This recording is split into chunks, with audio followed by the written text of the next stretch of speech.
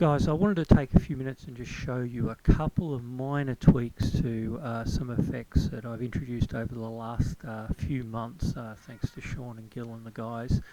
And some of those effects just create some interesting possibilities, and I just wanted to share them with you. So we're going to go ahead here and create a new animation sequence. We'll take all the defaults, we don't really care, it's a couple of minutes long. We'll just put some timing marks in here just to separate things out so that we don't just use the whole sequence. And I'm going to add a couple of display elements here. I have a matrix here which is 19 rows by 50 bulbs.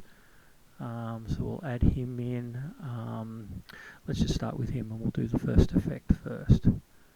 So the first effect I wanted to show was an effect with snow, the snowstorm effect, or the snow effect. So if I can find him up here, here he is. We'll whack him on, and this is the sort of bog standard default that's always been there. So the change I made, and it's really, really minor here, is I've added this accumulate checkbox. And it changes things in a couple of ways. First of all, it makes the snow fall a little bit more vertically and a little bit more randomly, and it accumulates down here at the bottom. Now when it reaches the end of the time interval, it resets. So if you want to see it really start to accumulate, we'll just need to ramp up that the snowflake speed, and you can see that it very rapidly fills up, which is all well and cool, but you need to do something with it. So let's throw an extra layer above here, and we'll hop up here and we'll grab a text effect, and we'll throw a text effect in there. Well, that's pretty boring. Oh, that's interesting. It's copied stuff over from last time. Alright, so I'm going to use this Korean new font, and the reason I'm going to use that is because I want it to be a fixed format font, because I'm actually going to create the words in a slightly cool way. So I'm just going to grab my text here. And so what I've done is I've taken the word Merry Christmas and I've broken it up, so this is only every third letter of the statement, and we'll make him red. So he floats across there, and then we'll go to our second layer, our second line I should say, and we'll throw this one in there. We'll make him green. Well, that didn't work. Oh, sorry, red and green, right? Ooh. Okay, it's a little bit off. It doesn't help that the font's wrong, so we'll hop in here and we'll make that courier. There he is, courier new, and it was 12, I think.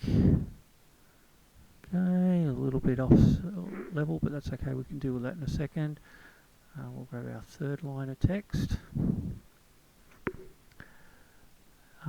We'll add him on line 3. We'll do a similar thing with our font. Make it a 12. Let's make him white.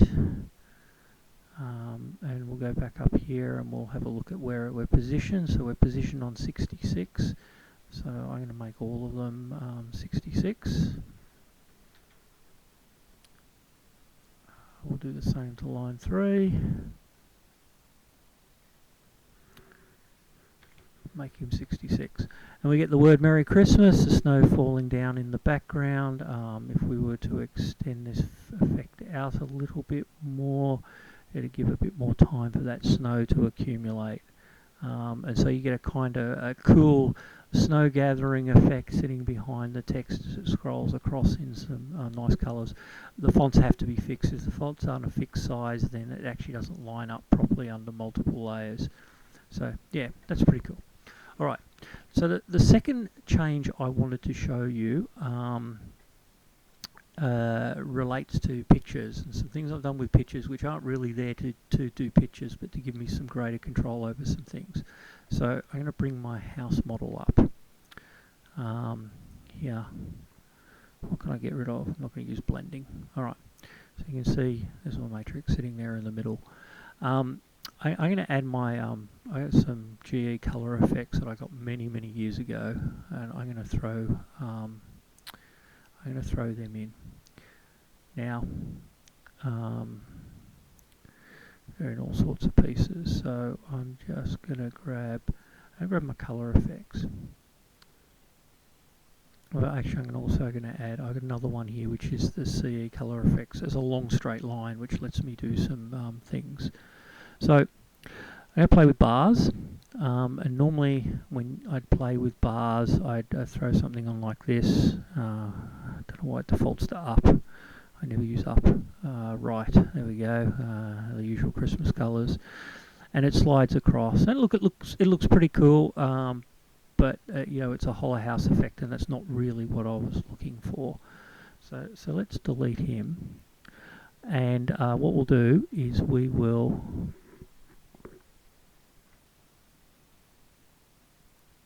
sorry, I was interrupted there for a second. Okay, so yeah, as much as I like the bars going across all the house, sometimes I actually like the bar effect going around the windows. So let's grab that bar effect again and drop it on the line. And so now you see the colours sort of wander their way around the windows with only one repetition. It doesn't look that great. I'd like to amp that up a little bit, so we'll try and throw more of them in. Cycles just speeds it up. We don't want to do that. And it goes around. The only problem with this is because this line's so long, there's 8 strings of about, I don't know, it averages about 40 bulbs a string. So there's a fair number of bulbs there, and so what you get is you get these really long bands of colour, and that's not really the effect I was after. I was after a much tighter colour band effect. So I've introduced a change into the pictures effect, and so the way to start here is we kick off and we fire up Paintbrush, and let's create a new bitmap, but a really simple bitmap, one that's just a handful of pixels tall. So what we're going to do is we'll zoom in on that. And I'm going to make it red, green and white, but very, very small. So I'm going to make it 4 red pixels. Okay, why did that not paint? Oh, it would help if I was drawing. Okay, so we go 1, 2, 3, 4 red. Let's throw 4 green in. And we'll leave it 4 white. 1, 2, 3, 4 white. I'll just do that blue so that I can resize the bitmap, and then we will go and fill that blue back in white. So now we've got red, green and white. Each one's 4 pixels. It's a very, very small bitmap. We'll save that. The wrong one there. We'll go up to here. We'll save it. We'll throw it into images, and we'll call that. What do we got? We got red, green, white, and it's 4 pixels wide. So we'll call it that. It doesn't much matter what you use. I'm going to stick with the PNG. It's reasonably efficient, and we'll save that. So now what we're going to do is we're going to replace this bars effect with something that gives us just 4 pixels each. So what we're going to do is we're going to grab the pictures effect, and we're going to go and choose our image. There it is there. We'll open him up. He's pretty boring. You're not going to see much of him. He might be there somewhere, but I can't see him. And we're going to change it down here to one of these tile ones. So what we're going to do is let's tile him and move him right. And now what you see is it's actually taken that very small bitmap and it's duplicated it over and over again along a whole straight line, and moving it. Now we can actually slow that down. We can actually make it quite slow if we like. Let's zoom in on this little. Whoops, that's not very readable. Okay, let's put him down here. Zoom in on him a little bit. Actually, you even lose a bit of the colour there. So you can see how you get those 4 bulbs going around instead of the bars with the really big bars. So you can control this right down to the individual pixel. So I've got another one here where I'll choose a different bitmap here. Here's red, green, white. Right, and this is just one bowl, one red, one green, one white, and you can get that effect over the whole thing just by tiling those bitmaps and adding a bit of movement to it. And yeah, it actually looks quite impressive. I apply that to the whole house model. Everything's going red, green, and white, and it's individual pixels all over the place, and it looks pretty cool. So yeah, I just thought I'd share a couple of those little changes. They're not incredibly obvious what you can do with them. The snow effect I've used actually with the snowman faces, and I've got him singing along to a Christmas song, and I've got the snow falling down in the background, and it actually accumulates. In fact, you can't actually run the snow effect for too long, because the snow eventually fills up the whole square and covers whatever you're trying to put underneath it. But it's still a pretty cool effect, and a little bit more dynamic than just a face sitting there singing. So I hope that helps. Thanks, guys.